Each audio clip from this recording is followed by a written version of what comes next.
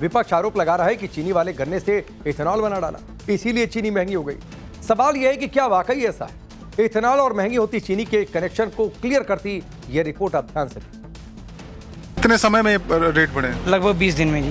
20 दिन में कितने रुपए? 18 रुपए किलो लगभग बढ़े हैं जी।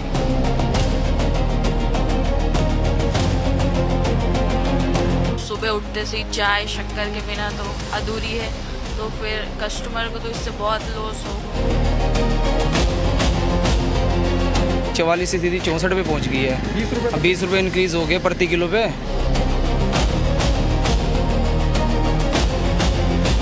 1000 रुपये कुंटल प्रति कुंटल की उछाल आ गई है। 1000 से 1200 रुपये तक आ गई है। धीरे धीरे मिलें बंद करी, गन्ना हमारा उत्पादन बंद हो गया और आने वाले समय में हमको अब 5 ग्राम चीनी खाने लायक भी ना छोड़े।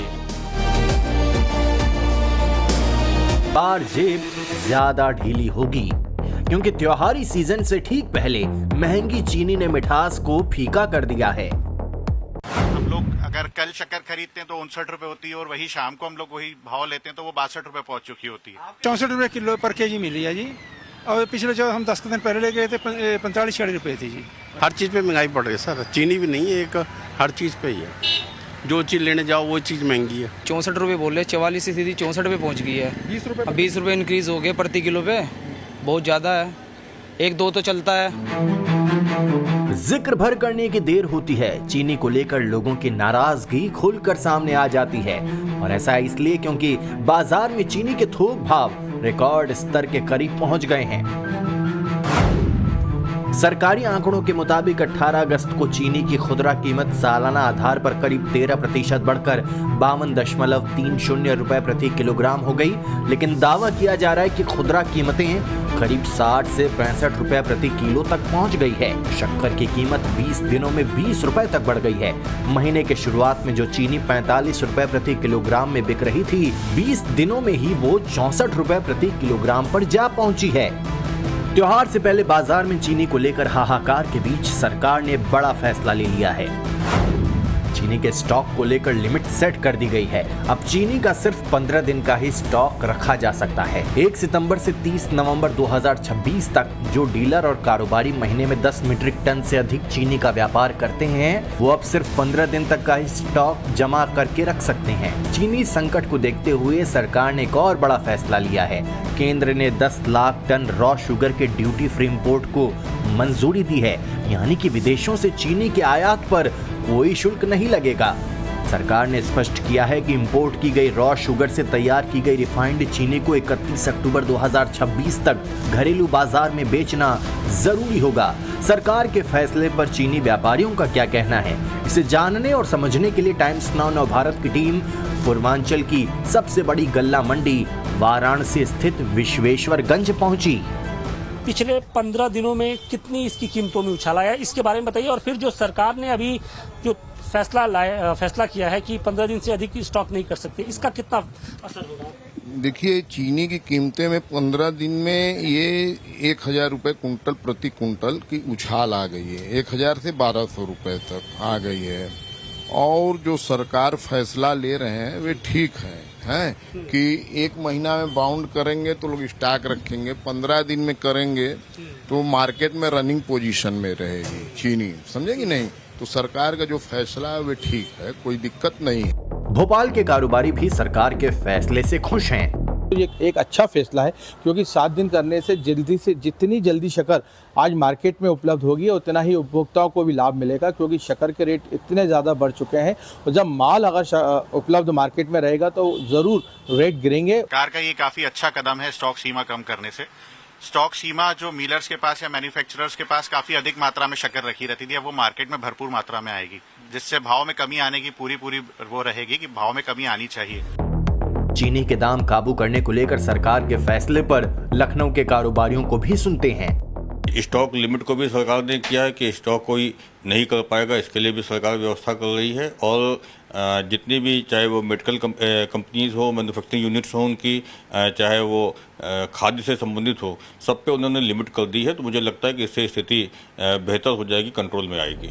यानी सरकार ने पूरा इंतजाम कर लिया है कि त्योहारों के मौके पर चीनी की मिठास बरकरार रहे, लेकिन राजनीति कहाँ मानती है। आम आदमी पार्टी के संयोजक अरविंद केजरीवाल क्या कह रहे हैं, एक बार सुनिए। इन्होंने गन्ने की खेती को इथेनॉल बनाने के लिए डाइवर्ट किया और इथेनॉल को पेट्रोल में मिलाना चालू कर दिया।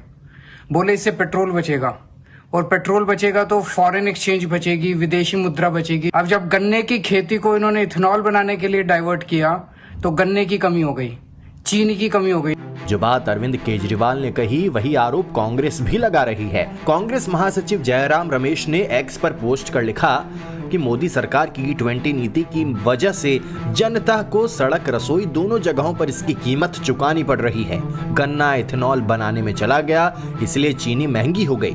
लेकिन सवाल ये है कि क्या वाकई ऐसा है?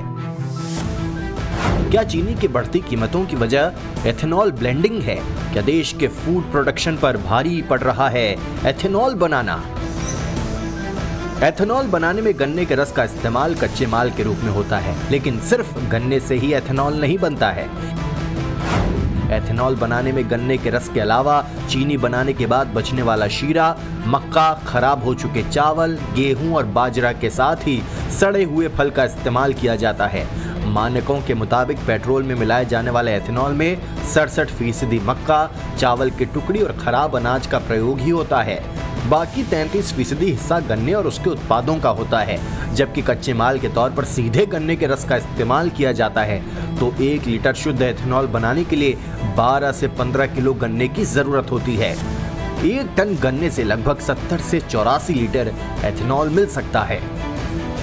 रिपोर्ट के मुताबिक पिछले साल देश में करीब 1022 करोड़ लीटर एथेनॉल का उत्पादन हुआ। सवाल ये है कि क्या इसका चीनी के दाम पर असर पड़ा? हमने देश के बड़े कारोबारियों से जानने की कोशिश की। एथेनॉल मक्का से और चावल की किनकी से, इससे भी लिया जाता है। तो मुझे लगता है कि जो हम लोगों को अपने विशेषज्ञों से और अपने व्यापारियों से बातचीत की, तो हम लोगों को जो जानकारी प्राप्त हुई, यदि 100% में देखा जाए तो 20% जो है वो गन्ने इससे लिया जाता है, गन्ने के उससे लिया जाता है, बाकी मक्के से और चावल से लिया जाता है एथेनॉल के लिए।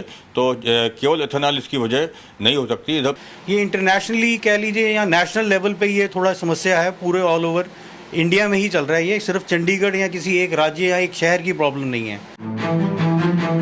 कारोबारियों का कहना है कि एल नीनो की वजह से मानसून कमजोर रहा और इससे भी चीनी की कीमतों पर असर पड़ा है। साथ ही लोग पैनिक बाइंग यानी कीमतें और बढ़ने की आशंका में तेजी से खरीदारी कर रहे हैं। सरकार के आंकड़ों के मुताबिक देश में गन्ने के रस से चीनी बनाने वाले कुल 703 मिले हैं। इनमें 335 प्राइवेट, 325 सहकारी और 43 सरकारी चीनी मिले हैं। अच्छी खबर यह है कि सरकारी आंकड़ों के मुताबिक देश में गन्ने की बुआई पिछले साल के लगभग बराबर ही हुई है, जो 5 साल के औसत बुआई से करीब 4 लाख हेक्टेयर ज्यादा है। इसके साथ ही अक्टूबर से नई चीनी बाजार में आएगी तो दाम कम होना तय माना जा रहा है।